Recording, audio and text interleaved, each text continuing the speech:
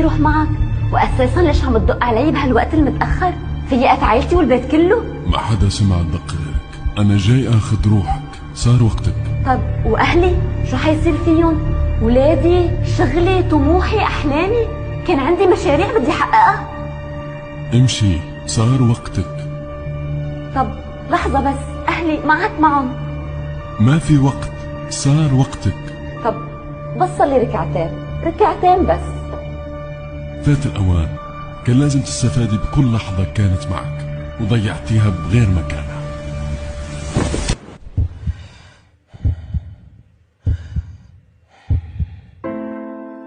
همك، عملك، رزقك، حياتك بين ايدين اللي عم تتوجه له.